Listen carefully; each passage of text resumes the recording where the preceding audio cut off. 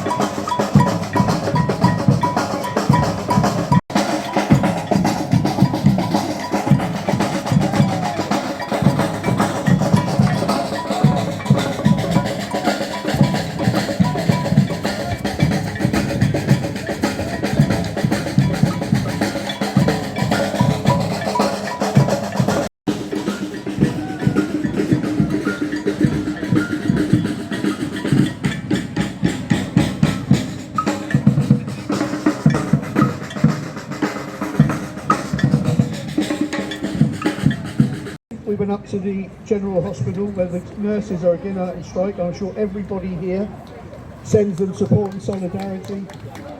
They were clearly heavily supported by people walking past, and we hopefully may have one of them to come and speak here today once they've wrapped up at the hospital. So I'm going to get on with some speakers. They're all going to talk about the actions of them. We in the Trades Council strongly believe that we need to coordinate everyone together. That's why we're all here, to hear about everyone, how we can support each other and plan ways forward. We are stronger together. That's the ethos of our movement, and it's something we need to put right to the front of everything we do. For anyone here at any point today who's not in a trade union and wants to speak to somebody about joining or find out more, come and speak to anybody here that's up here at the moment, and we'd be happy to help and support. We do have our first speaker here today is a health worker working at the hospital as a radiographer. So she's just going to speak a little bit. She's in unison. She wants to speak about what's going on in the health service at the moment, because it is dire and it's something we need to sort of organise to protect. So Maggie Fricker will speak. Can I ask Ali Haydor, if he's here, or Alan Fraser from the GMB to come and wait to speak after Maggie, and then Patrick McSweeney from the UCU. Thank you. Over to Maggie. I'd like to wish solidarity to all of you that are taking strike action, have taken strike action, planning strike action, or lobbying your union leaders to take strike action. As Declan says, I'm a health worker. I work at the General Hospital. All of the hospitals in Southampton have seen strike action. This morning it was the nurses. Earlier last month it was the junior doctors, and we've also had strike action from the physiotherapists. And as you will know, some unions have voted to continue strike action. Some have decided that they've had enough and to begrudgingly accept the appalling pay offer, which is less than half of inflation, which is really not good enough. As Declan says, I'm a radiographer, and the Society of Radiographers have have had meetings across the country of union reps to find out what the grassroots feel about the pay offer. And overwhelmingly the grassroots are bloody angry. We've told our reps, and us reps have told our leaders, and so our leaders had a meeting and recommended that we reject. We've done our work and made sure people have voted, and 84% said they rejected the pay offer.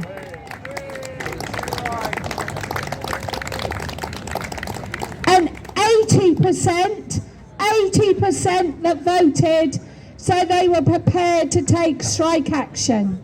Now, as you know, like the teachers who've already spoken today, we are very reluctant to take action because of the services we provide.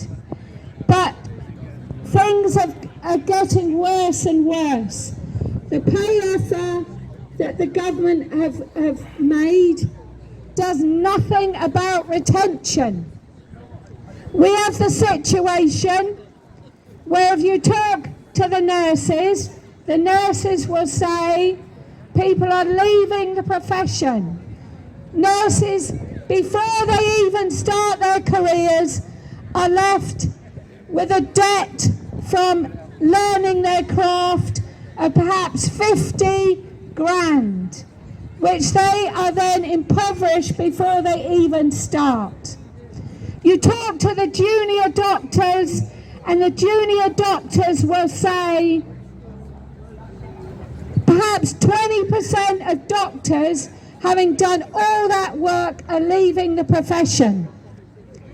That many are choosing jobs in other countries, going to New Zealand and Australia, because they can be paid twice as much, that they get financial support with their training and so on.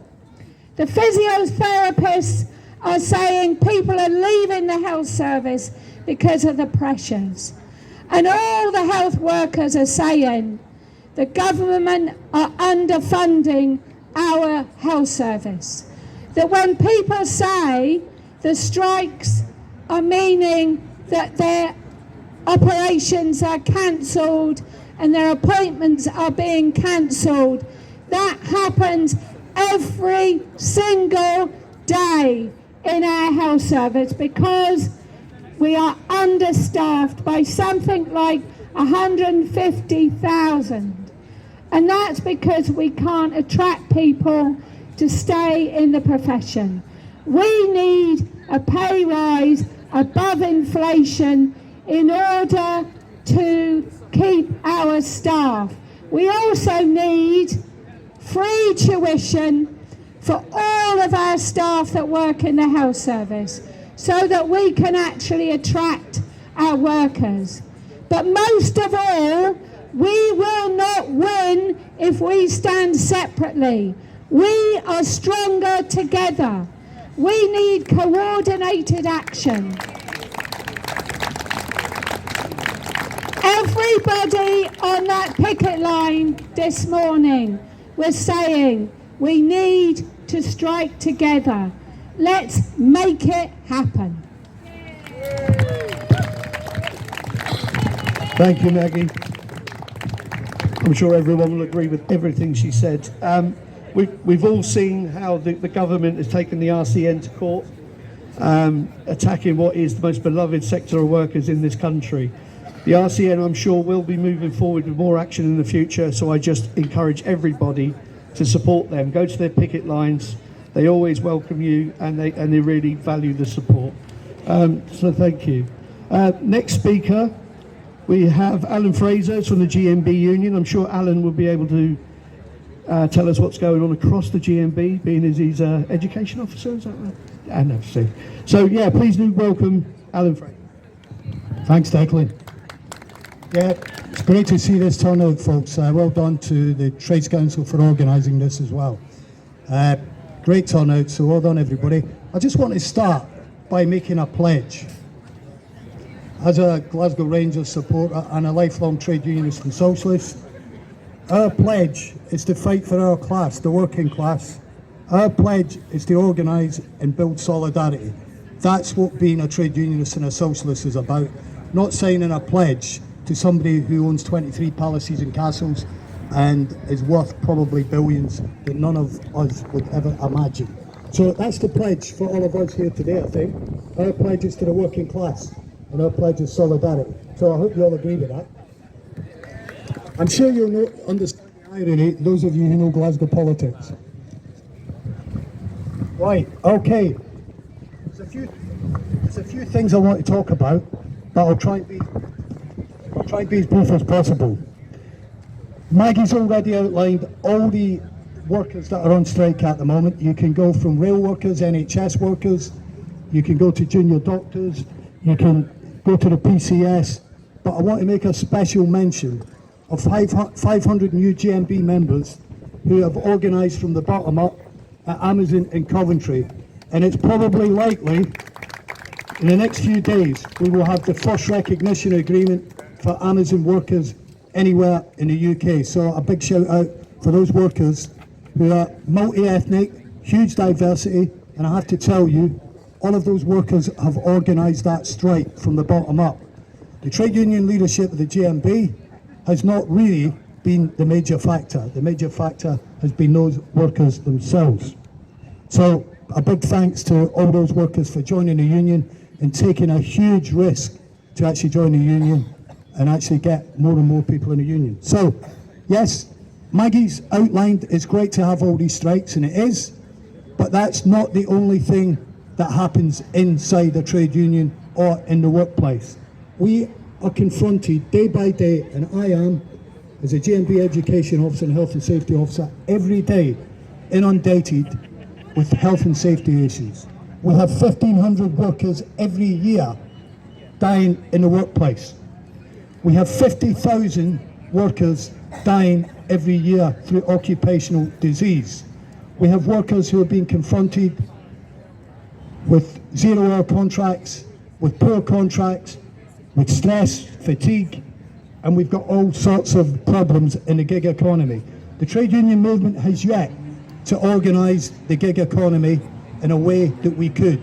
We've got work to do, comrades. We can't sit back and say, yes, it's fantastic having all those strikes, and it is, but we have got 5 to 6 million trade unionists in Britain out of 31 million workers. It's not good enough, comrades. We have to build the movement. If we're all going to be doing this together, we have to go to those workplaces where those workers have not been encouraged or motivated to join the union. And that's the interesting, fascinating thing about the Amazon workforce. So we've got lots going on. And of course, all those things that I've mentioned, the stress, the illness, that costs this economy between 20 billion and 40 billion a year. And they say there isn't any money. Well, there's one thing to get the money, folks, and you know how we get the money. We tax the rich and we distribute the wealth. And we take it from the billionaires and we give it to the workers who make the wealth. That's how we get the money, because we make the money, not the billionaires. The billionaires don't make a billion, they take a billion. That's the point, and they take it from us. I want to give you another picture of the British workplace. 31 million workers in Britain, devastated by neoliberalism for the last 35 years. Everybody may well know that, but the point is, this is, and I'm going to make some quotes from a Labour lawyer called John Hendy. On average, he says, British workers work more hours per year, more years before they retire than any other European country. Our levels of pensions are a disgrace. In the UK, it's roughly around about 8 grand. In Germany, it's worth 27 grand. The sick pay in Britain is about £90 a week. In Germany, it's full salary. So you can begin to see the picture, folks. Our pay is that low in some workplaces that those workers are dependent on state benefits to actually live, yet they're in work poverty.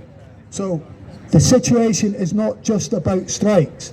if you've seen that agreement that the CWU have had to take, and you look a little bit deeper, you'll find that the CWU were getting boxed into a corner because the shareholders decided the outcome of that strike. Why? Because they said, if we don't get a grip of the parcels, we are not putting the money in. And unfortunately, the CWU were corralled into a position of trying to make a settlement. The money isn't in letters anymore. The Royal Mail is now a private company, and that means that the shareholders are king. The union was placed in a corner, in a very difficult place. But if the investors weren't going to put the money in, if the investors weren't going to put the money in, they were going to withdraw. I just want to end on this, folks. The way to fight back is to get to those workplaces and organise from the inside out. We need workers who are effective, we need workers who are empowered, we need activists who are empowered, and we need the union leadership, such as myself, and I'm one of them, to make sure that our activists and our members are empowered from the bottom up. We cannot organise and change the situation merely by strikes, although we welcome them.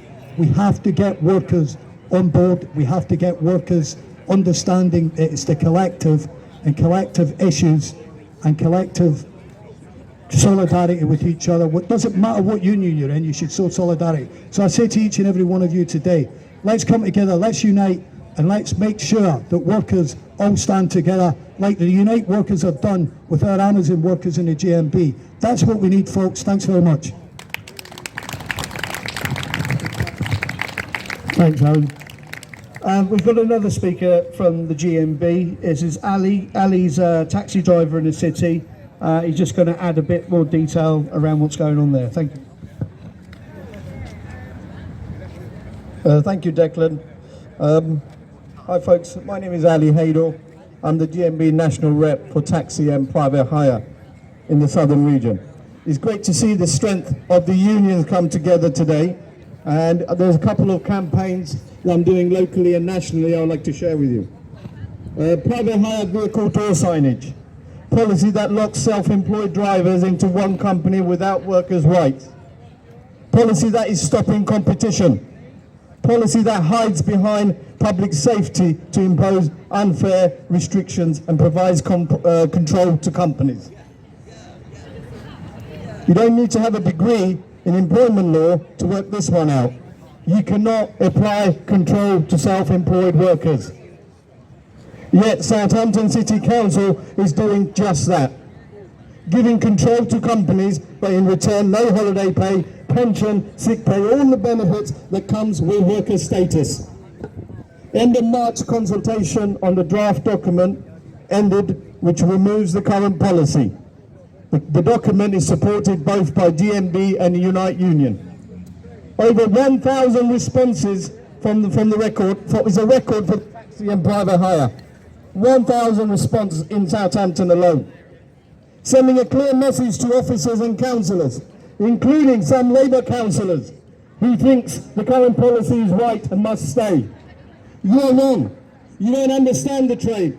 You don't understand the current policy and the impact that it has on our members. Supporting the policy that goes against workers and the unions is not a good look for a Labour councillor to have. Because unfair policy is a bad policy. Second, transportation workers play a vital role in our city, including taxi and private hire drivers. Access to toilet is a real problem for our members.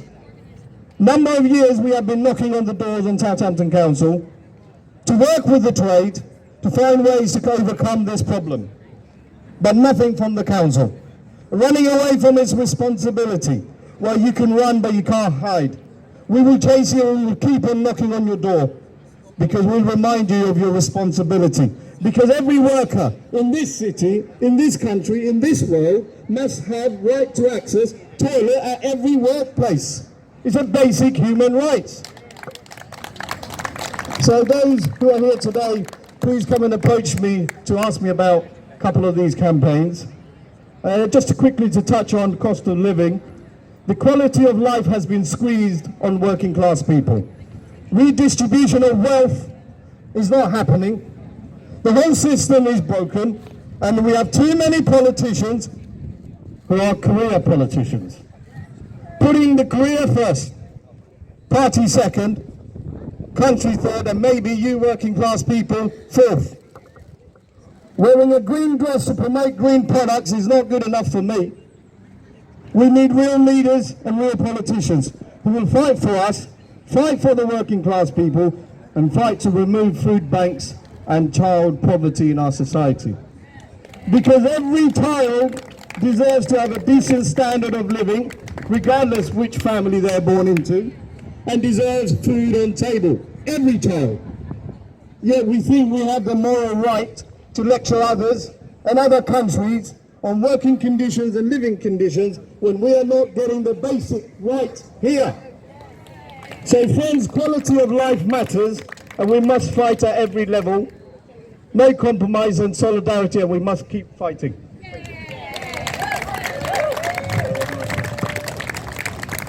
Excellent, Ali. Thank you so much. Next speaker is from the UCU. The UCU have also in recent months been on strike. In actual fact, over the last couple of years, they've intermittently been moving forward into industrial disputes. So this is Patrick McSweeney. After Patrick, I'm going to ask Bruno from the NEU and Catherine Clark, who's also in education. So if you make your way forward, it would be great. Thank you. Welcome, Patrick. Hi folks, so just firstly massive solidarity to NHS workers and to teachers. What I'm about to complain about just sort of pales into insignificance next to teachers, even though it's still very important. So UCU and university workers across the country have been on strike for about 12 years, I think. In that time, we have not had a single pay rise in line with inflation, and this year is no exception.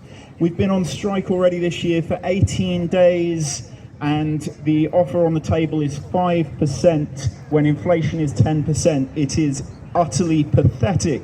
I work for the University of Southampton, and this year's financial report, they declared a £64 million profit, and there's 5% on the table. It is utterly outrageous. It is out of control.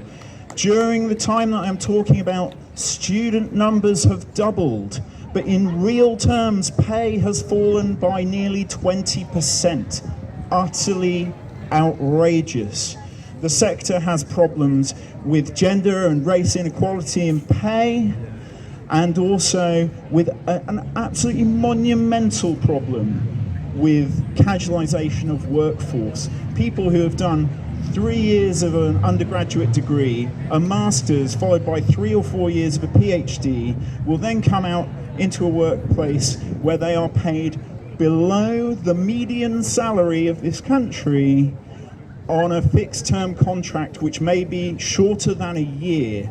It is utterly unacceptable, and we have been on strike fairly relentlessly, talking about that with very little progress. We have had one success, cheer with me. This year our pension isn't getting cut. I'm very pleased about that. We work very hard. It's been a long battle. We're not winning. It's a long battle that's costing members a lot of money. At the moment, people are not on strike, but they are on marking boycott. So at the University of Southampton, people who are not marking student coursework and student exam papers are taking a 50% pay cut until they do. It's quite a punitive deduction in already long-running dispute. We have a hardship fund which pays out members to try and recompense them for this. You can contribute to it online if you happen to have a spare penny. I know it's not really the economy for it. But yes, we have been fighting a very long and very tiring battle with very few wins. But I am very heartened to see so many of you here making so much noise. Thank you very much for coming out and showing some solidarity and recognising the state of this country desperately, desperately needs to improve. Thank you. Thank you, Patrick. Yeah, the education sector is hugely impacted by these attacks from the government. Our next speaker is from the National Education Union, Bruno, who will give you a school's perspective rather than universities. Thank you. Yeah. I apologise if I repeat Penny. I was going to make the joke about throwing a stone and hitting 5 teachers, but we're in the middle of a recruitment crisis, so maybe not. Our education system currently is in crisis. I've been teaching for 6 years now and I've never seen anything quite like it. And my colleagues, obviously, who have been teaching a lot longer than me, who also have never seen anything quite like it. I'll give you some stats because we're teachers and we love stats. 32% of schools in the last academic year have had to cut their TA numbers. The problem with that is the number of students with educational healthcare plans is going up, which means the number of students that require one-to-one assistance is now 40% higher. In my school, for example, we will have a class where we have 5 children who require one-to-one assistance with 1 TA, because that's the only way that we can provide them with the support that they need. The knock-on impact of this is that workload has increased massively for teachers across the country. On average, a teacher in the UK will work 62 hours a week, including their time in school and all of the work they have to do outside of school. In the last year, a referral to CAMS for mental health has extended to 2 years for children in our schools. 2 years on a waiting list to maybe get an appointment and to maybe get some assistance. In terms of resources, and I think Penny mentioned this earlier, most of the staff in our school will buy their own pens and buy their own glue sticks and buy their own scissors and buy the things that they need to function their classroom. And then my phone goes off. There you go. Bad thing about putting on a phone. There you go. In terms of the recruitment crisis as well, the NFER produced a report that said that 62% of our schools in the UK currently have unspecialised maths teachers teaching maths. 55% of our schools have unspecialised teachers teaching science. These are your children and these are your grandchildren that are not getting the education they deserve now because we simply do not have the teachers to provide it to them. In my school, we've had situations where we've had to close to year 8 and year 9 and year 7 for day after day because we do not have the staff to teach the children. We just want to be able to do our jobs. It is that simple, and currently we cannot. The pay difference is quite striking. At the top of the pay scale in England, I will earn £38,900. If I take a trip up to Scotland and do exactly the same job, I will earn £48,000. That's £9,000 difference to do exactly the same job. Meanwhile, what we got from the government was purely insulting. A 4.5% pay rise, massively under inflation, and the worst part of it, as Penny said earlier, was that only 0.5% of that was to be funded by the government. The other 4% was to apparently come from school budgets, which apparently have money. All 4 unions rejected this offer. 98% of NEU members rejected that offer. Thank you. So we have to continue. We have had 4 days of striking so far. We had a massive strike in London on the 15th of March where 50,000 teachers marched through London and created a lot of traffic. We're striking again tomorrow. We're striking again for 3 days in June. We are reopening our ballot so we can continue the strike in September. As well as that, all 3 other educational unions are reopening their ballot, including the Association for Head Teachers. We are also hosting next week a parents' meeting because we realise that we have to ensure that we keep the support of our parents and that parents continue to understand that We are doing this for the kids as much as we are doing it for our own pay. If this does not get solved, our children's education is at stake. Together we will win this, and the government will lose.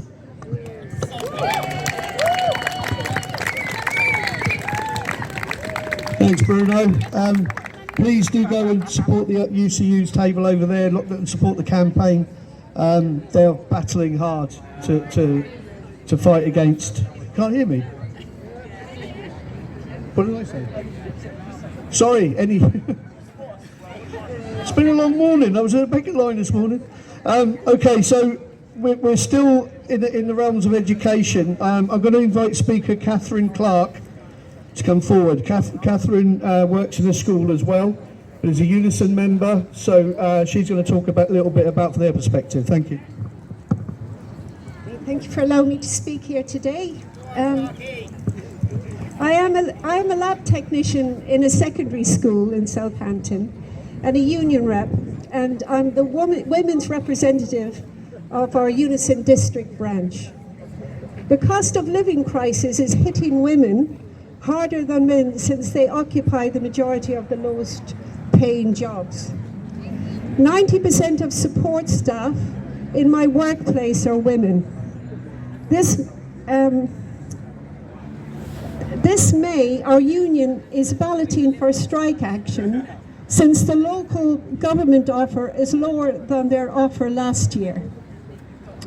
We are demanding a 2% pay rise above the present level of inflation, and only through standing firm on our demands that all pay must be inflation-proofed, and for all unions to stand in solidarity to push for this inflation-proof pay rise across the board, will we be successful. We also in Tusk and in the Socialist Party, we're fighting for a £15 an hour minimum wage for all workers, including teenagers. The key to success is for all unions who are balloting for strike action to coordinate their strike action for maximum impact. I'm also standing in the local council elections, and we're fighting for free school meals for all our children in primary school and secondary schools and in colleges.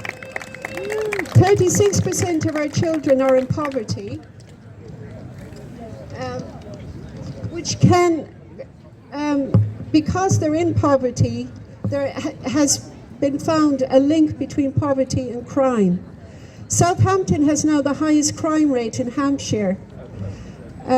Putting more bobbies on the beat will not necessarily help our young people, but they may end up in prison. What we need is that our children have somewhere to go. Our teenage children need to have their youth services returned. So Tusk is also standing to bring back youth services in a building specified for the youth, with mental health and youth workers to give them direction and support. Labour has got rid of all our youth centres and has knocked down some for housing. We also want rents capped at an affordable level, and our council has the ability to do this now. And finally, we are fighting to have all our services taken back in-house. Our council could do this by using their reserves and borrowing power and building a campaign with people like you throughout Southampton to force the government to return the £1 billion lost from our community in the last 13 years. So thank you for listening to me. Thank you, Catherine. So we're going to continue in a public sector union, one of the biggest in the country. Dave Shields is here from Unison, part of Southampton local government branch. Thank you, Declan. I'd like to firstly apologise. The branch secretary couldn't be here today, Mark Roberts, but I'm here to bring sororical and fraternal greetings from the Southampton Unison District branch, which organises primarily but not exclusively, in local government, higher education, schools, community and voluntary sector. Indeed, we have 2,500 members in the city, and but they cover 190 employees. So I think there's a real task. People often think that we're all sitting safe in nice protected jobs in the civic centre, when in fact many of our members are distributed much further afield. I also want to echo some of the sentiments of some of the previous speakers by reaffirming my own personal lifelong commitment to socialism and trade unionism. They've gone hand in hand ever since I first joined the picket line back in 1979 against the, I think it was the Labour government at that particular time. And I've been active in the union and politically as a socialist ever since. Unlike perhaps one or two of the people before me, I am standing for election this Thursday for the Labour Party, and I am supported in this by my trade union. Indeed, 11 of us who are candidates in the elections are in unison and are backed officially by our union. So I think it's important, when we talk here about solidarity, we need to think about how we can work together. And I'm really quite keen that we do use events like this to look at how we can forge links about moving forward.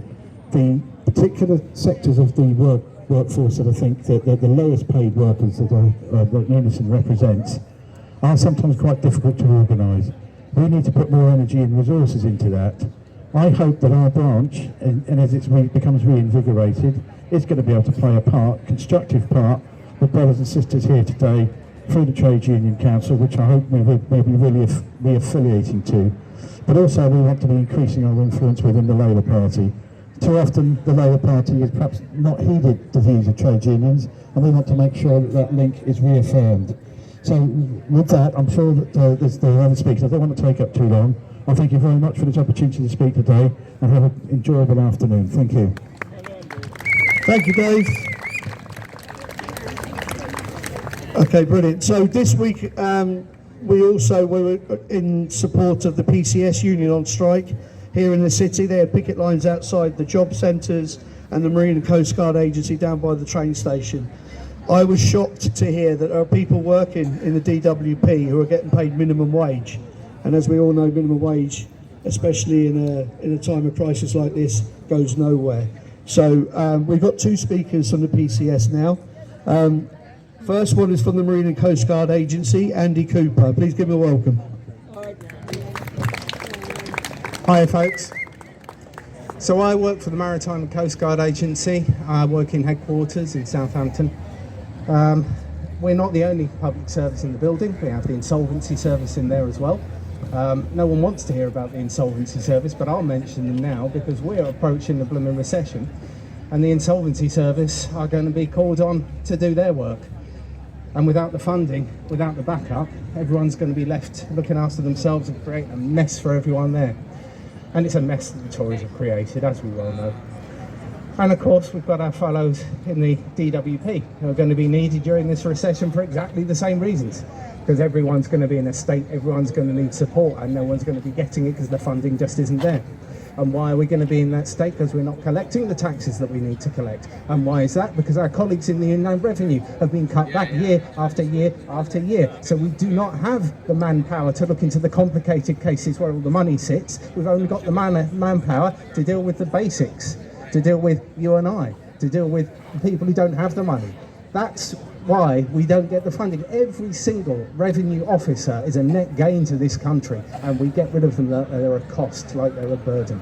And then we get onto the Maritime and Coast Guard Agency where I work, where we just cannot man enough watches. We do not have enough people to man the watches fully. And we are told that during strike action, we need to come up with a basic emergency cover. Well, the union is behind that because we want that basic cover during the times when we're not on industrial action as well. We would like to see proper manning throughout. So they've gone quiet on that one now. But they still don't want to pay us. They don't want to talk about the last year's pay deal.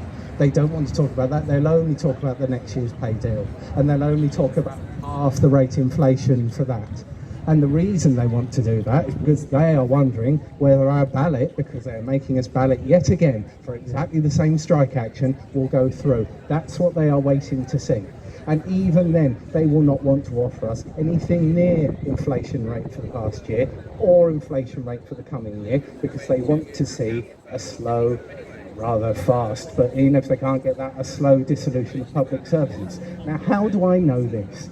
I know this because they still are looking to cut our redundancy terms and conditions for the whole civil service going forward. That's your prison officers, that's your passport controls, that's your Maritime and Coast Guard Agency emergency workers, that's your Department of Work and Pensions, who we're all going to be relying on when they knacker the economy completely. That's your tax revenue that we're losing out on. That is what they want to cut, because they do not want public services anymore. That is the goal here.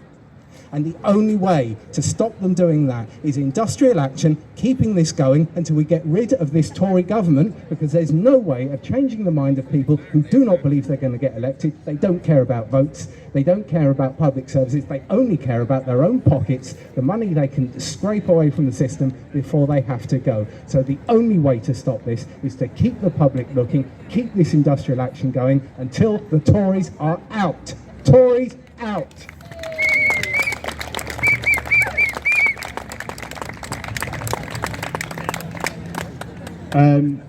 Much more eloquent speech than I can ever give, but I'll give it my best go. Rhys Lawton, DWP West Hampshire branch organiser, speaking in personal capacity. So PCS over the last 6 months have delivered sustained targeted action in 3 days of national action across all departments. We're on strike for a 10% pay rise for last year. We've been overpaying into our pensions for at least the last 2 years without getting any extra money at the end of it, and we're opposing our cuts in redundancy packages that they're trying to cut by 1/3. But we're not just striking for that, we're striking against 20 years of pay restraint. Not 20 months, that's 20 years.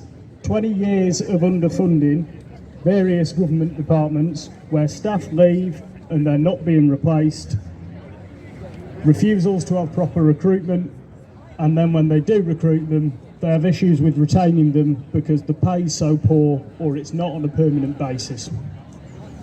Since 2010, we've lost 25% of our pay in real terms. That's the equivalent of working Friday for free, more than Friday for free. And the dire straits we're at now is that over 40,000 PCS members have self-reported to be on universal credit to top up their low wages so they can pay the rent and put fuel in their cars.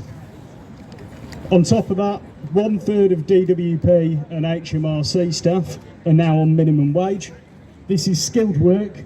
It processes payments for people's rents, pensions, provides support to those most vulnerable in society when they fall on hard times, and providing tax guidance over the phone, all for minimum wage.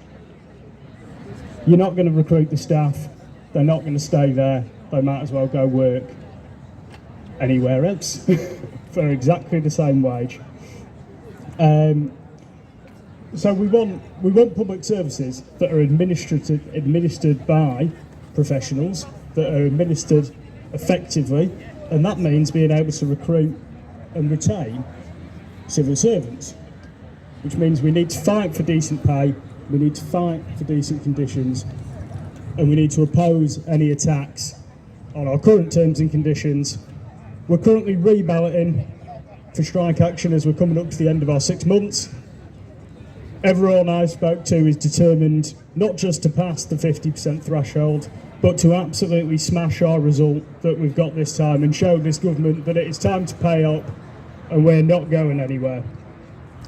But we also need to coordinate, like we did on budget day. We need to say to our leadership, get in a room, like they did in 2011, and all public sector and all unions get together and name the date for coordinated strike action. And in PCS, I think we need to create a schedule of strike action to show the employer that we're serious, and also ballot for action short of strike. So we need all working class to coordinate, show who runs things on that day that hopefully we all get together and have a strike. and show that it's us who runs things, and we need decent lives to do that. The Bank of England have told people to accept being poorer, accept that they're worse off. But who do they mean by accept? Who do they mean by that? They mean us. They mean the workers, the people who run things. The rich aren't accepting being worse off. We're seeing profits go through the roof, especially for energy companies. And when they say we can't give you a wage rise because there's not enough money and it will cause inflation, remember that inflation is a decision. It's a decision to raise prices. It's a decision that my members' interest rates, food prices, fuel prices are going up. It's not wages that are driving inflation. And it's a decision to not fund public services that we need, like my colleague Andy said here earlier. So, in the face of these decisions, it's our decision to withdraw our labour, to fight for our pay, to fight for our pensions and to fight for our conditions. So let's all of us smash this reballoting period. There's other unions that are coming up to that, and show them that we're not going anywhere. Let's take the steps that we need to win these disputes, all get together, all coordinate, show them who runs things and give ourselves decent lives. Solidarity.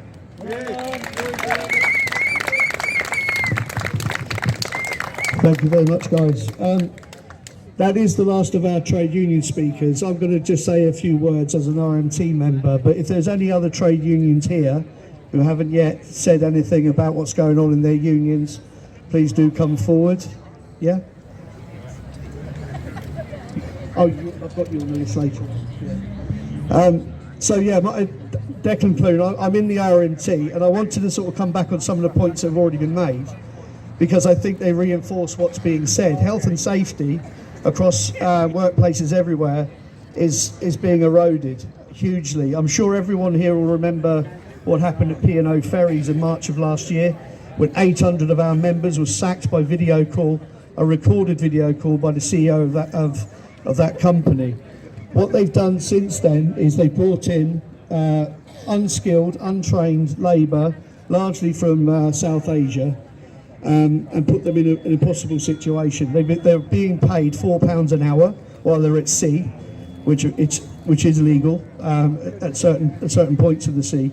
But what's also happened is that there's been some serious incidents taking place at sea that's not being reported by anyone other than my union. Just last month, a lifeboat broke free and fell off one of the cross-ferry terminals, cross-channel ferries, and it floated so far up, it actually came onto land down the road at Gosport. And the people on board said they didn't even know the boat was missing. So effectively, that full ferry was sailing illegally. They've cut back on health and safety standards all across the maritime sector, and I work in the maritime sector. And so the health and safety executive have reported themselves to us that they just don't have the officers to come and carry out the proper safety checks. This is happening across all public, the public transport network. Part of the attacks that are going against RMT members working on the rail network are designed to cut the safety regime in half. So we already have had a history of very serious incidents, including the loss of life on our rail network. We stand really at the risk of having more of those happen in the future because they're just cutting those safety standards because they cost too much money. So the RMT, my union, in the rail sector is now pushing forward with strike action next month. ASLEF as well, which is the train drivers union, have announced 3 days of action. Some of us in the RMT are pushing forward the idea we unite them again and also to unite across other sectors and other unions that are going on at the moment. So I just wanted to sort of reiterate those points. We'll go on to some of the campaign groups now. Is John Mitchell here anywhere?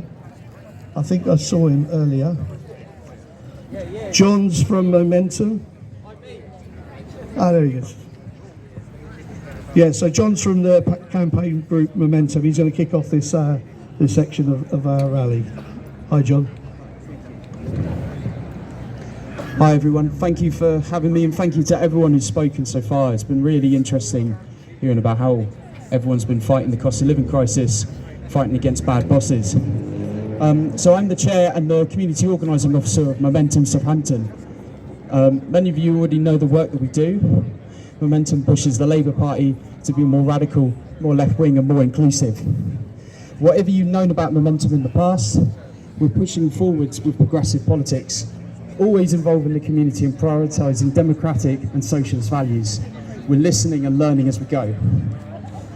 We want Momentum to be a reflection of our communities. To do that, we need to include and listen to people of all walks of life. In politics, people of ethnic minorities, working class people, LGBTQ plus people have been excluded by the barriers put up by political parties. We want to tear these barriers down.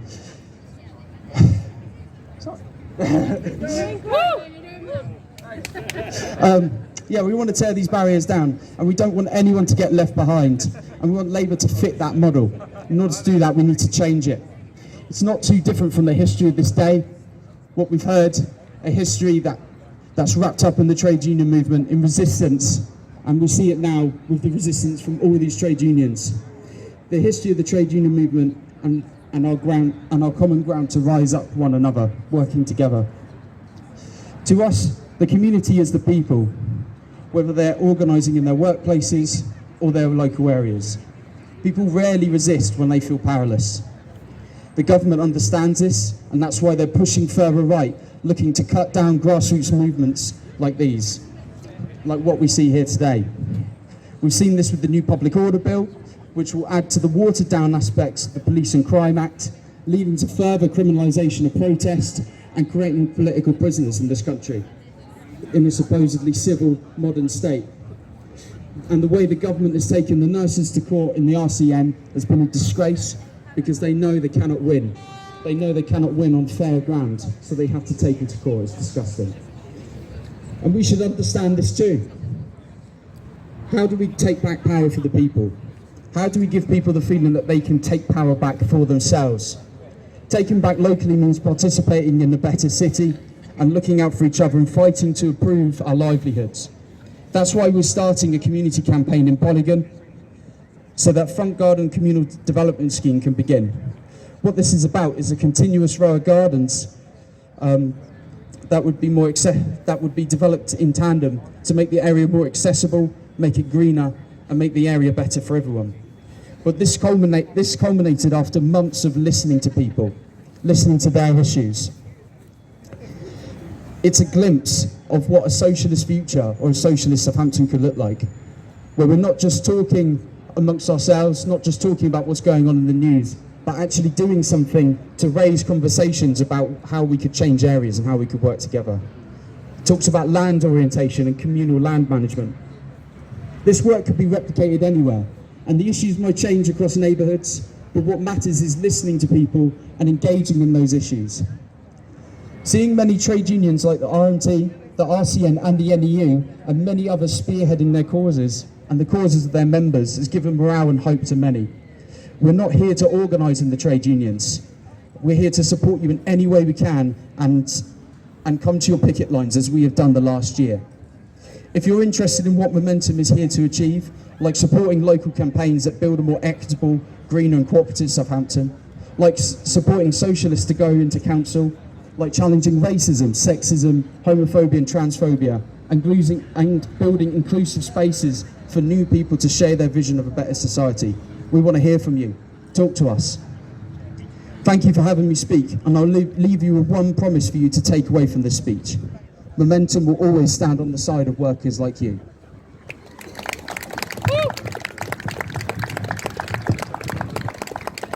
Thanks very much, John. We've got two councillors here to speak today.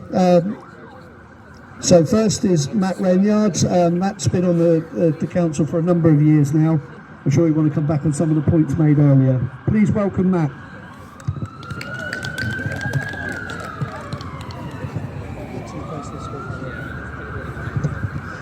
Firstly, I'd just like to say thank you for allowing me to speak here today.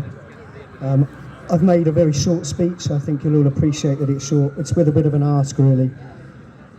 I think what we're here today to remember is those that fought for our rights.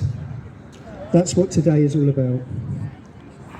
the rights of ordinary men, women and children. They fought for our right for decent pay, and I support a real living wage, and so does the Labour Party.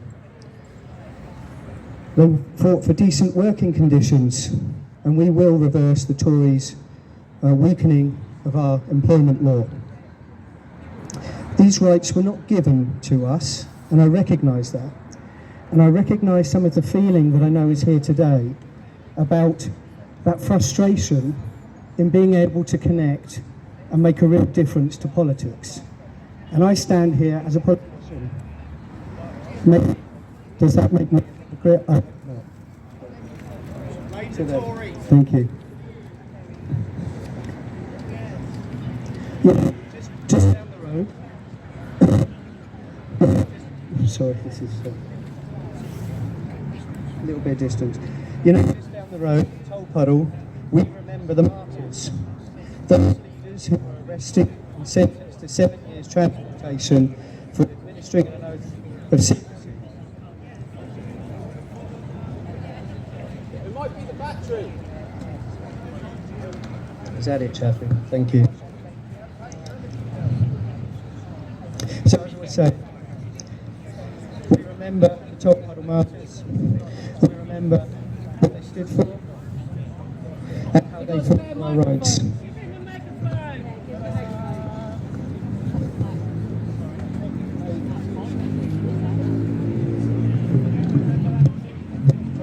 Testing.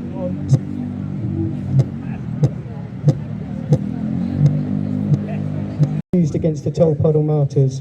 We see those similar tactics employed by our central government to suppress our rights and steal, yes, I said steal, the fruits of our labour.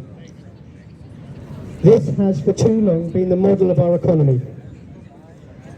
But instead of our leaders recognising the failing of our system, like they should have with the opportunity of the 2007 and 2008 global economic financial crisis, they have learned from this tactic. So today I'm asking that we also learn from their tactics.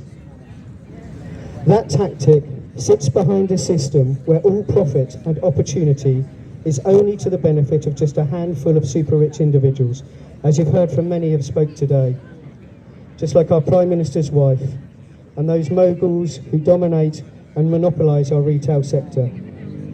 While ordinary working people and their future offspring for generations are being left to pick up the cost of that failure. I think we can all recognise that. What we see today is a new form of socialism, a socialism for the rich. Through their constant campaigning and lobbying, they now have more power than the masses, than ordinary people, than nurses, teachers, retail workers, rail workers, people like you here today.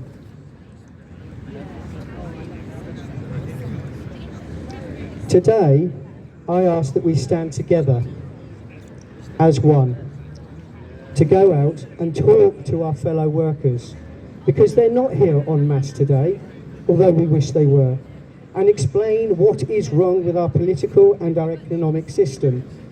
That sounds odd coming from me, a politician, to find ways to engage, just like our friends from Momentum just said, with a handful to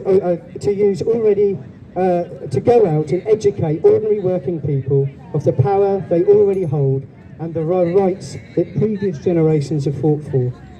To stand up and be counted on the streets, yes. In the boardrooms, yes. And at the ballot box, yes. Yes again, I say yes. Working people should and can be again the power that directs politics and politicians. Yes, like me, to do your will. Thank you. Thanks very much. Okay, our second councillor is Barry. Barry is an independent councillor, was Labour, unfortunately, due to their decisions, now standing as an independent. Please give a warm welcome. Solidarity, comrades. I have my t-shirt on to show where my strength and loyalty comes from Corbyn and what he stood for and what he represents and what we are trying to take forward for addressing poverty in our communities. Can you hear me now? Sorry, I'm not good at this. Sorry, I'm not good at saying so.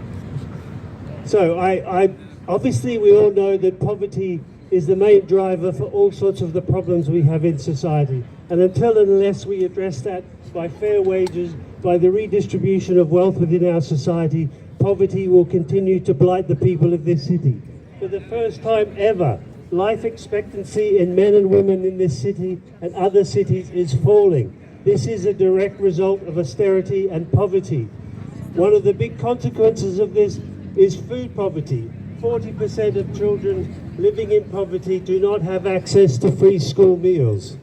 Free school meals is a way of ensuring that no child is left behind.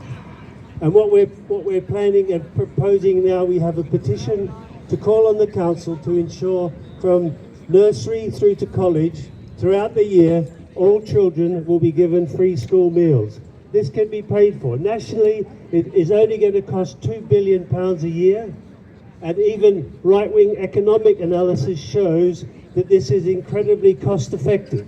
For every pound spent on looking after children, we get £4 back in terms of improved health, improved outcome for children, and productivity in society. So even if you don't actually care or have a moral principle of worrying about our children and our grandchildren, it makes absolute economic sense to look after our children. If we're not looking after our children, who is? It's an imperative. How can we not be looking after our children? What is more important than our children? And as a grandfather, my grandchildren. If I worry at night, what I worry about is what is my grandson's and grandchildren's life going to be like in 10 and 20 years? Are they going to have a home? Are they going to be able to afford to eat, have a home to live in, have somewhere warm to live in? They probably aren't unless we take hold of our system and redistribute wealth so it's much more fairly and equitably distributed. But as a small step, so long term, obviously we need to change the whole structure. But in the short term, there are things that we can do as councillors and people in this city. We can make sure our children are well looked after and properly fed and properly schooled, and teachers are properly funded and workers are properly funded. So I call on you to support our campaign for free school meals and to stand up for the children and the future generations. Thank you. Thank you, Barry. I'm hoping each and every one of you here will support that campaign. Please do come and see the petitions over here at our Trades Council stall. Sign your names and get behind those demands. Thank you. Okay, next speaker. We're going to have our president from our Trades Council, Sue. He's going to say a few words about what we do and encourage you to come and get involved. So please welcome Sue.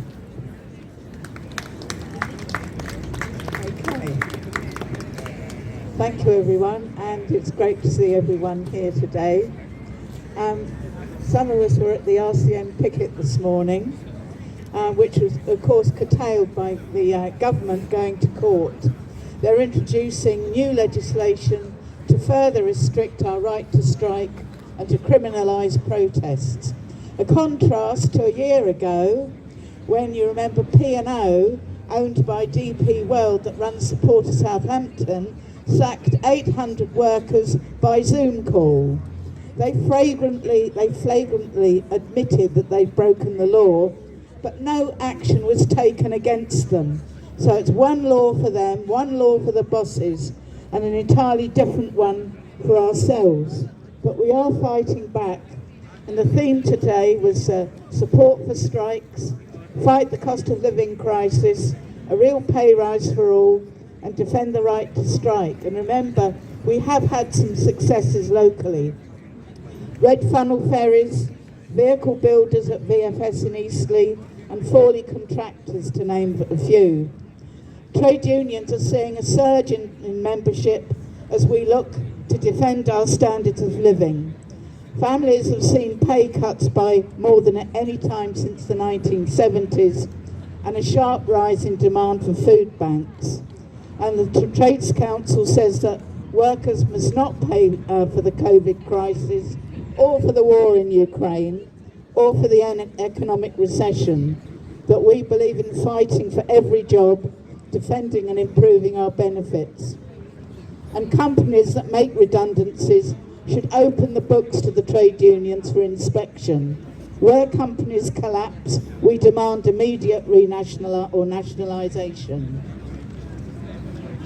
And I wanted to just talk about an item that was in the paper yesterday. There's a company called Outcomes First Group, the fourth largest provider for looked after children. And they've said that they're going to close 28 care homes for vulnerable children across the Midlands and the South, and have given a week's notice. So by Friday, all those children have either got to go to the bigger homes, which are more profitable, or will be handed back to the council as so much unwanted rubbish, I suppose. They're not prepared to look after them, given a week's notice. That's a scandal, and it's an enormous disruption to children's lives, and it's incredibly damaging. And I think that links up with what Barry has said about looking after and feeding our children. Now, that group made a profit of £5.5 million in 2021. Those homes should be immediately taken into local authority control to safeguard the future of those children. And that is the brutal nature of a system driven by profit. And it shows that outsourcing and privatisation is a failed model. All services should be brought back in-house by the council. And I'd say that to Councillor Dave Shields as well, that the incoming Labour Council should immediately take steps to bring all services, outsourced and privatised services, back in-house. And after a decade of austerity, we face an even deeper crisis.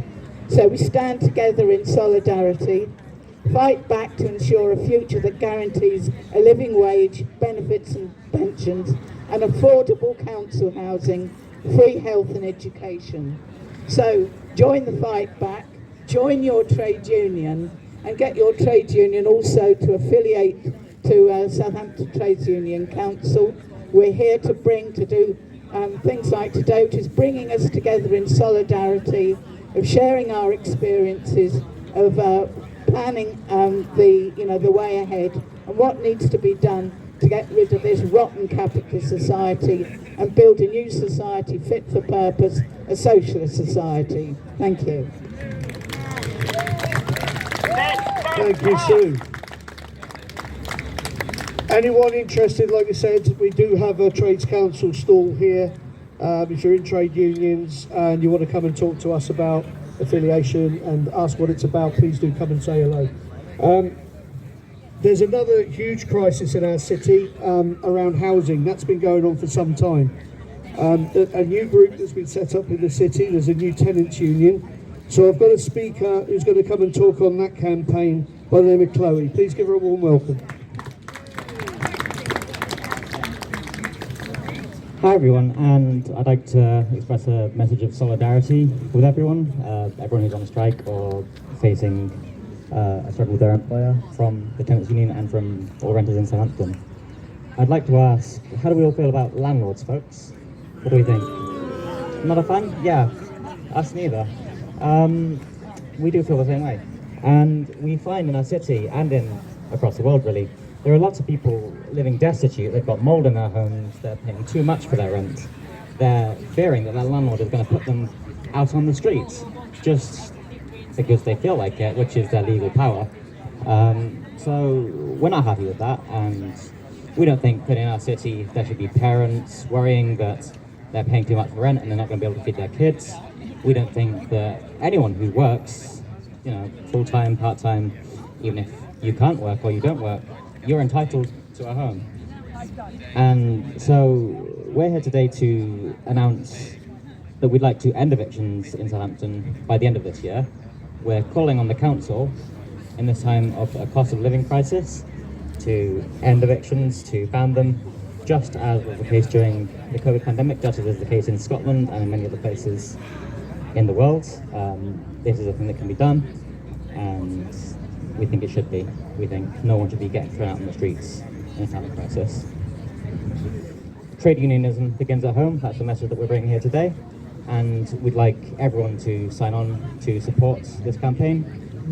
If the council won't do what's right and end evictions in our city by the end of the year, then we're going to be physically trying to stop them ourselves. We're going to be running eviction defence, as is done in many other cities in this country and across the world. And we're going to stand up for tenants in this city and fight for housing as a human right, not as a commodity to be made a profit of. Thank you. Thank you, Chloe. Just to reiterate what Chloe's been saying about housing, I encourage each of you, next time you're going up London Road, as you're passing Fox & Sons, a quite large estate agent's office there, have a look in the window. They are openly advertising for landlords to come and see them because there's now an opportunity to increase their rents. And that is purely about, raising their income and their revenue through those rents. So thanks, Chloe. Next, I've got a speaker who's actually going to speak on behalf of two campaign groups. So there's a national group called Keep Our NHS Public. Helen Field is here to speak about the Southampton part of that and the campaign widely. But she's also a member of Unite Community, so is going to give us a bit of a talk about what's going on there. Thank you. Welcome, Helen. Thank you, Declan. Welcome everybody to May Day. It's a fantastic turnout. With Unite Community, I'm the chair, Glyn's the secretary. We've got and Caroline Demanding's Equality, she's here too. And we've got a good thriving branch. And if you want to join us, you can actually join it even though you're busy in another union. I'm actually a retired teacher, so I'm in the retired section of the NEU as well. I'm a paid up member of that, but I'm also active in Unite Community. So we've got a stall just here, just by under this gazebo. Lots of joining leaflets, a few freebies there. Come and have a look. And if you want to join us, £2.38 a month. We're a campaigning branch. We haven't got the sort of same industrial clout, obviously, but well worth campaigning, and we get involved in lots of national actions that Unite Community put on. So do come and have a look at our stall. I'm also here representing Southampton Keep Our NHS Public. We call it SCUMP for short, and we had lots of banners on the march. We've got a little stall there with a blue banner. And I just want to say one thing really. When we keep, in fact, we were up at the picket line today. Quite a lot of us here, Declan and a few other people were at the picket line with the nurses at the General from 10 o'clock. They were going on till 2, but obviously we had to leave early. But they're in good spirits and they're still going. And we said to them, your struggle is our struggle, and if you win, we win. And I just want to finish off with one thing. When that idiot Sunak says, or Hunt says, we can't afford it, it's unreasonable, we can't do it. To pay the doctors what they want would just cost £1 measly billion. That's all, just £1 billion. They've increased defending by God knows how many billions, and all they've got to do is tax Tesco's and Morrison's and Asda and BP and Shell, and then they've got more than enough. So it's pathetic when he says that they can't afford it. We can't afford not to pay for our doctors. Like Maggie was saying earlier, we're losing them in droves, and nurses and care workers, all NHS workers need a pay rise. Everybody in the UK needs a pay rise. So I'll just end on that note. So solidarity, everybody. It's been a brilliant day, and we got the sunshine in the end as well. Thank you. Thank you, Helen. We're coming towards the end of the rally part of it. So this part, I've got a number of different political parties and organisations who wish to speak. First of which, I'd like to welcome Brent Cutler from the Communist Party, who's going to come and talk about that. After Brent, I've got Nick Chaffee from the Socialist Party, Mac from Marxist Society. Thank you, comrades. May Day greetings. Hope this thing's working. It's always, when you're one of the last people on, it always gets that little bit harder and harder, doesn't it? So I'm going to make this speech as quick as I can and straight to the point as I can. Thank you. And try not to drop anything. First of all, May Day greetings from the Communist Party to anyone on strike, to all workers around the world in struggle, and to those countries where the working class is in power. Now, I've heard a lot over the years about the loony left. Now, I look around and I see many people who might, under certain definitions, fit that category. But I'm not going to talk about them. I'm going to talk about the loony right. COVID denial. Climate denial. Apparently, anyone who stands up for their own interest is part of an elite. Sometimes, however, you'll hear these people say, we need to put our own people first. Have you ever heard them say that? We've got to put our own people above others. When I hear them say that, do you know what I say to them? You're absolutely right. We need to put our own people first. We need to put working people first. We need to put the nurse before the CEO. We need to put the teacher before the hedge fund manager. We need to put the railway worker before the tax dodger.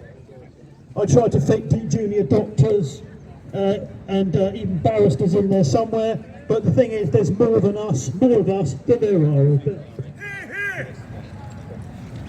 And we need to put all of us, I don't know what you'll be doing next Saturday, we need to put all of us above an unelected, undemocratic, privileged head of state.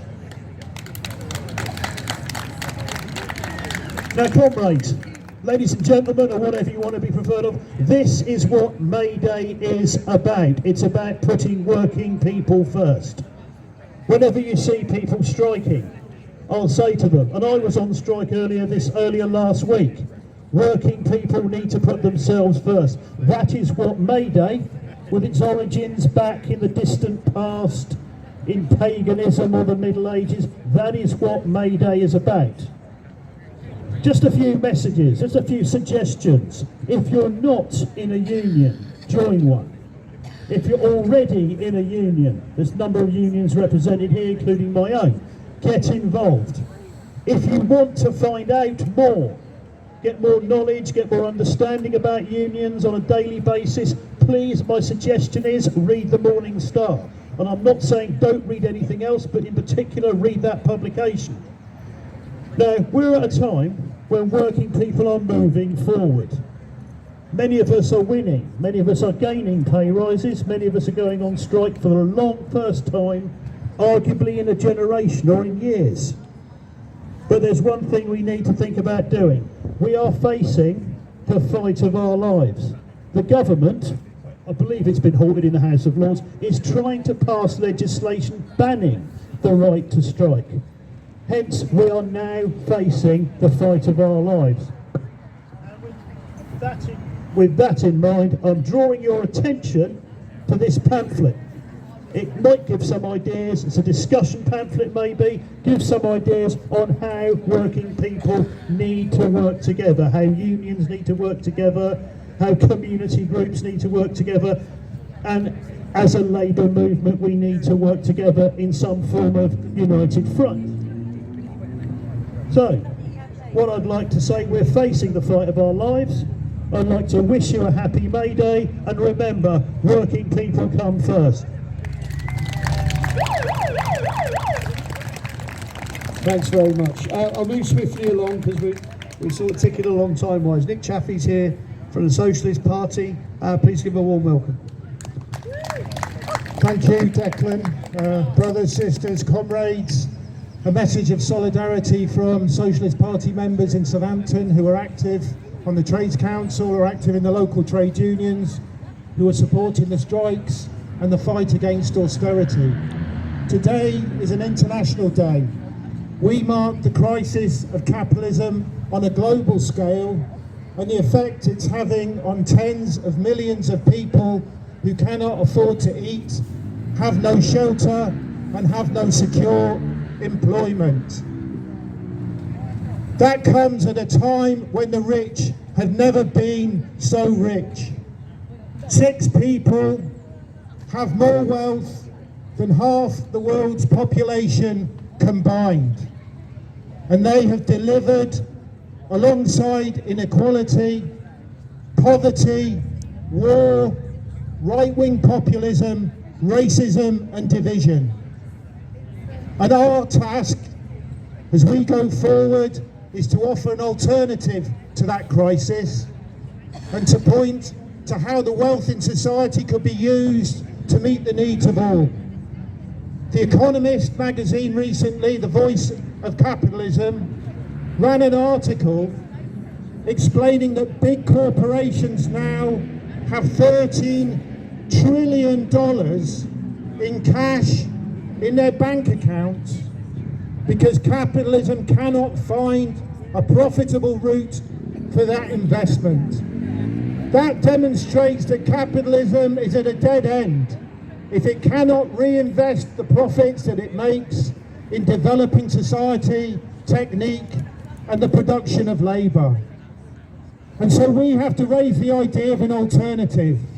And it's not just workers in Britain that are demonstrating what that alternative is, but we've seen strikes across France, across Germany, across the world, as the working class is stamping its mark, saying this far and no further, and demanding decent pay rises, security, housing, an end to war and an end to the environmental crisis that the world is currently facing. But the question we would pose in the Socialist Party is a political one. We are facing a government in this country that is weak and divided. It is losing support and it is turning to right-wing racist ideology to try and divide the working class as a desperate measure to hold on to power. It's vital that the working class comes forward as it is with an alternative to strike against austerity, to strike against cuts, to strike against privatisation, and to unite society behind the working class in an alternative to this capitalist crisis.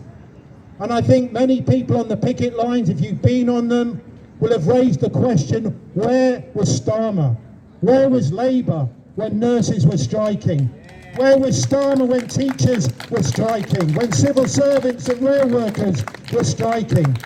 And we have to raise the question, if Labour and the trade and the current leadership of the Labour Party are not prepared to support workers in industrial action, then the trade unions need a political voice.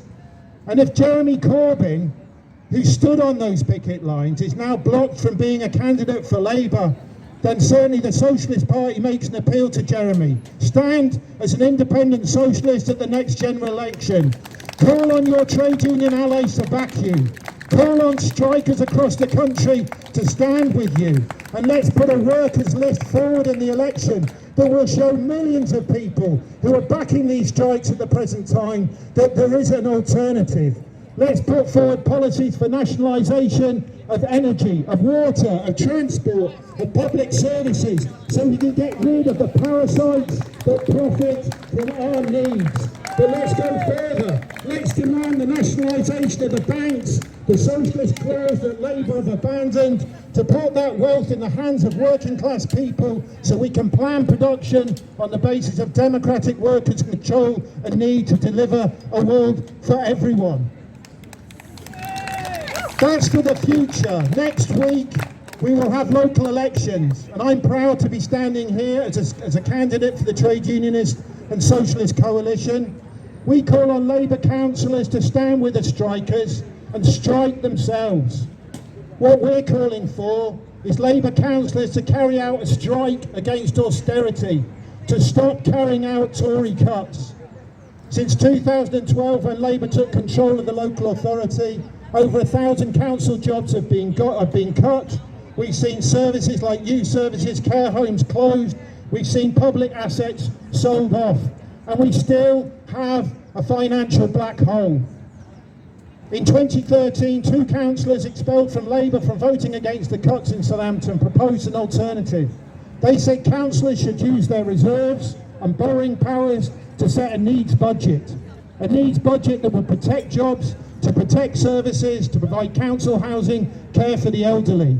And obviously on that basis, rallying support from the trade unions to defy this weak, divided Tory government and mobilise mass support like the Poplar councillors did in the 1920s, like Liverpool City Council did in the 1980s, and deliver for working class people, defend jobs, defend pay, and take the life of working class people forward. That's what we need to see, in our view, from local councillors. We need to see those that are prepared to fight like we fought in the past, and those that are prepared to fight like we have to fight now. Nothing we have, our trade union rights, the National Health Service, council housing, schools for our children, none of that was given to us. We had to fight for all of that, and that's what we have to do today. We have to make that our banner, and we have to attach it to the idea of socialism and a future that can eradicate these problems on a permanent basis. Solidarity. Thank you very much, Nick. Okay, I've just got two speakers left. Just before I introduce Mac, there's another crisis we haven't spoken about yet today, the climate crisis. So we do have speakers from Extinction Rebellion and Greenpeace, I'm hoping. So if they can make their way down here, I'll get them on after Mac. But first of all, from the Marxist Society, please welcome Mac. Hi, can everyone hear me? Wonderful, let's get started. I'm Mac, I'm from Socialist Appeal, and I'm a student here at the university. And as a young person, all I've known is a political landscape filled with nothing but just pessimism and despair and like cynicism. Every single year things have got worse and worse and worse, and there hasn't really been any hope of things getting better. Until the last year. And unsurprisingly, that shift hasn't been because of the government, and it certainly hasn't been because of the corporations that they're friends with. It's been because of the working people standing up and saying that we can't take this anymore. At the time, November 2022 made records for having the most days of labour lost to strikes in over a decade, with 461,000 people going on strike.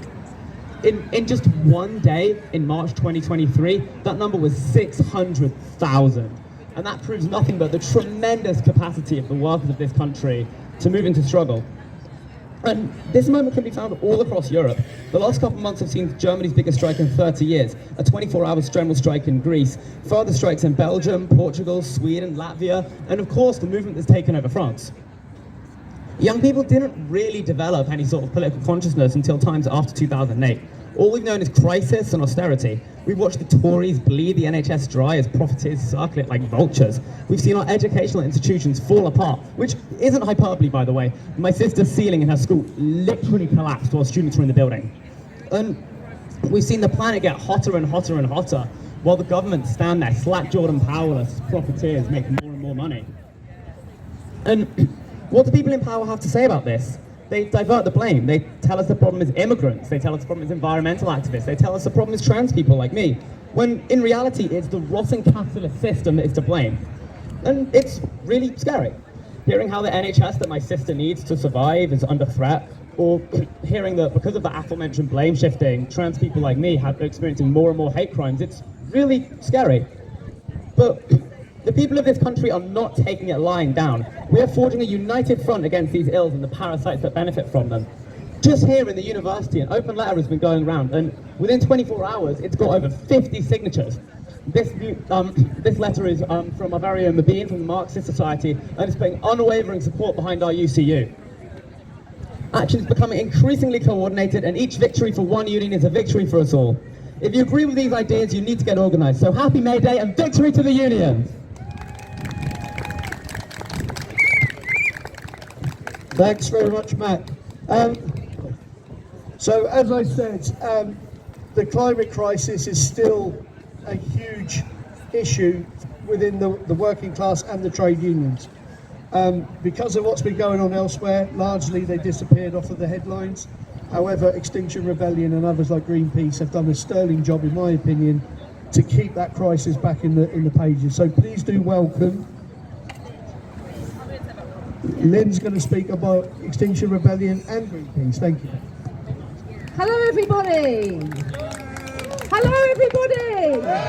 Hello. So last weekend there were 65,000 people at least in London, We've all done complaints to the BBC because it wasn't actually on the big BBC news. What a surprise. But over 65,000 people were there for Friday, Saturday, Sunday, Monday, basically trying to get the climate crisis to be noticed, because we need to do something about it. So if you are interested in talking to us, we've got XR at the back there. There's Ruth and Marty standing at the back, and XR now is deciding there's like three focuses: picket, organise locally, and disobey. So if you're interested in any of that, go and talk to Ruth. Southampton cycling campaign, which I can suddenly become with a different hat. Southampton cycling campaign. We do lots of talking to the council. We really try and get out there and talk to them before they change road layouts and things. We have organised loads of events. We have a mass bike ride every month, and next Monday on the 8th we've got a kiddical mass ride. You might have heard of critical mass rides. We've got a kiddical mass ride on Monday. Anybody is welcome. We are basically doing a big mass ride to try and get lots of bikes together riding. Okay, that's Southampton Cycling Campaign. We're at the back there as well, and we've got some information if you're interested in being involved with helping the council improve our roads for people. Greenpeace. What do we do in Greenpeace? So the latest big campaign we did in Greenpeace was a mass lobby of MPs. So on the 1st of April, we tried to talk to as many MPs as we could, and the Southampton Greenpeace group, we talked to or communicated with 6 different MPs. Alan Whitehead signed the Warm This Winter pledge straight away, because he gets that we need to invest in insulation, and he gets that we need to invest in renewables. Caroline Noakes, Southampton North and Romsey, she signed the pledge. We got a Conservative MP to sign the Warm This Winter pledge, which is a massive achievement, and hopefully that means that she'll talk to other Conservative MPs, and hopefully our government will take some steps towards improving housing by making it easier for landlords to insulate, having incentives for landlords to insulate and do renewables and things. Greenpeace campaigns are switching all the time. We're focusing on oceans for the next 3 months. So come and talk to us if you want to know what we're doing. Thank you very much. Thank you, Lynn. Yeah, please do go and visit the stalls over there to get more campaign material. There is one last speaker, sorry, that's just approached me. I'd like to address you all. I'm going to introduce this by saying that the trans community, it seems to me in some quarters, are fair game for the latest rounds of bigotry and intolerance. So we've got a member of that community here who wants to speak to everyone here today. Please give a warm welcome to Clara. Hi everyone. Don't really know what to say, but trans rights are being stripped away from us at every opportunity. At the moment, there's talks in Parliament of stripping our rights to wear female clothing, stripping our rights to use female spaces like toilets and changing rooms just because we're trans. And no other community is getting this action taken against them. I'm running for councillor for Tusk in the local elections because trans rights in the healthcare service is also being taken away from us, and I'm with regards to mental health because just general healthcare. It takes us 8 years to even get healthcare on the NHS to even start our transition, whereas anyone else would get treatment within 18 weeks. It's just not acceptable. So if you want trans rights to carry on, vote Tusk in the local elections, and I'll leave it there. Thank you, Clara. Please give her a round of applause. It took a lot of bravery to do that. So that's the speakers. Please do, like I said, visit all of these stalls. Give support to the campaigns that are here today. The strike action is still going forward. This should not be the end. It won't be the end for the Trades Council. On the 24th of June, I sit on the National Shop Stewards Network. We're meeting in London on the 24th of June. We will be running some transport from here to go to that. We've got speakers there from victimised GMB reps who were sacked and got reinstated after a brave campaign by that union and the workers in the local trades council. Please do come and join us. Come and speak to us about affiliations, coming along as delegates, getting active and involved, get into the Trades Council and work with us across all of these issues into the future. We're going to finish with some music. We've got a fantastic choir here. Red Star Socialist Choir are going to sing us a few numbers. So please give a warm welcome, round of applause, and visit the stalls. Thank you. Okay, Declan. Yeah, probably is, yeah. Well, so are we, I think. Okay, we're going to do a few songs. Just before we do, Cruella of Braverman, is she here? Priti Patel, we did invite them because this song's in their honour. Theresa May famously said about you can't be a citizen of the world. Well, we think we can be exactly that, and that's what this song's about. It's called Citizen Shanty.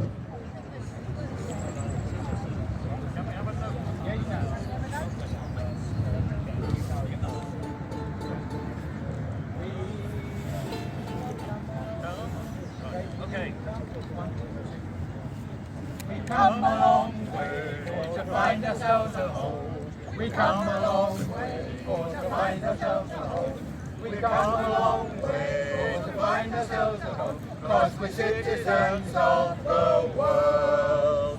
And you're more than welcome here. And you're more than welcome here. And you're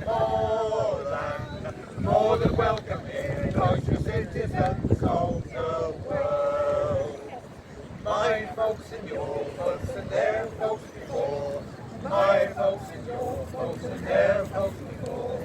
My folks and your folks and their folks before. They were citizens of the world. And here's a hand to help you all ashore. Here's a hand to help you all ashore. Here's a hand to help you all ashore. 'Cause you're citizens of the world. And there's no way we'll believe the Daily Mail. And there's no way we'll believe the Daily Mail. And there's no way we'll believe the Daily Mail. 'Cause we're citizens of the world.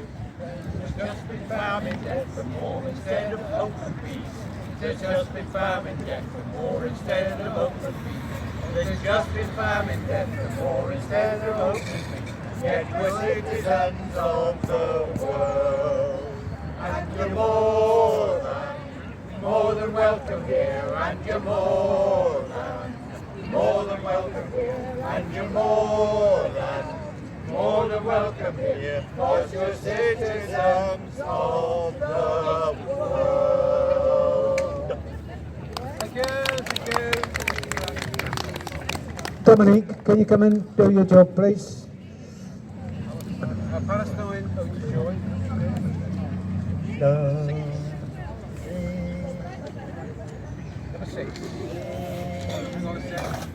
Here's a song about Palestine.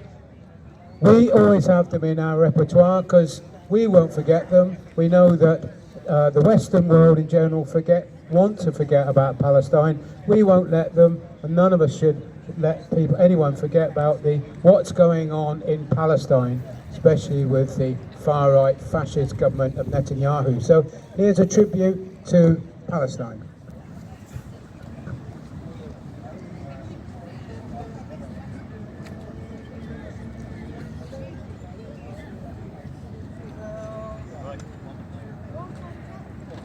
Israel and your occupation, there's no peace on stolen land.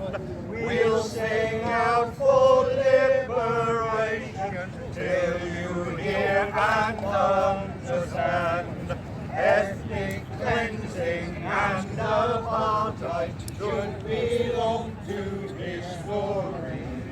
Human rights cannot be silenced. Palestine must be set free. Israel end the war on Gaza, free the prisoners.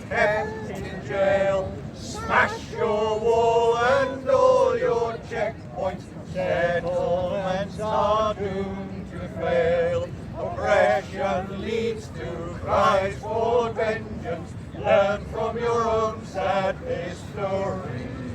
Boycott, sanctions, disinvestment. Palestine must be set free.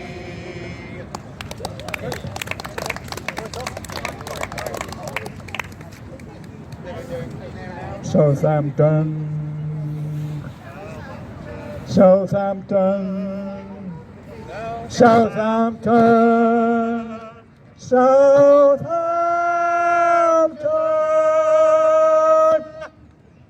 Southampton City should always be a place that's proudly red.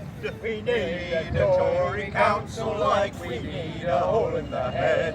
Protect our local services or we'd be better off dead. Austerity must go. Tory, cuts no thanks, sir. Cabinet ministers of the bankers. We get a load of Tory tops. No ifs, no buts, no public sector cuts. Southampton's where we live, a port of riches and renown. We must not let the Tory tops grind us the people down. Support the anti-guns campaign and help to save our town. Austerity must go. Tory cuts no thanks, sir. Cabinet ministers of the bankers. We care a load of Tory tops. No ifs, no buts, no public sector cuts. Southampton City people are beset by upset tolls, while all the Tory councils can buy them air and rolls. Southampton may be good, but now just come back to the polls, and Royce and Smith must go. Tory cuts no thanks, sir. And the ministers of the bankers, we think they're a load of Tory tops. No ifs, no buts, no public sector cuts. We couldn't think, we've never been able to think of a rhyme for bankers, so that's why. But we did, there was one come up the other day, Tony Danker came up. Do you remember the head of the CBI? That was unceremoniously sacked. We're trying to get him in there somehow. One more. The red flag. Red flag. The people's flag is deep. It's shrouded off our martyrs dead, and ere the limbs grew stiff and cold, their tops died its every fold. Then rose the scarlet standard high, beneath its folds will live and die. Though cowards flinch and traitors sneer, we'll keep the red flag flying here. There you go. Come and join us. We practice twice a week. You want to join the Red Stars Choir? You want to join our lovely choir and harmonise with us? Yeah, you can do that. We practice every Monday in Palmerston School. You're very welcome to come along. Singing isn't a requirement, but if you've got passion and politics, then you're very welcome. Thanks to everyone for coming. Just a last plea before we leave. We'd like to leave the park as we found it, so please do take everything with you. If you do have any waste, we have some bin bags here. You can bring them down and we'll dispose of them. But we just need to make sure that the park is exactly as we found it when we got here earlier.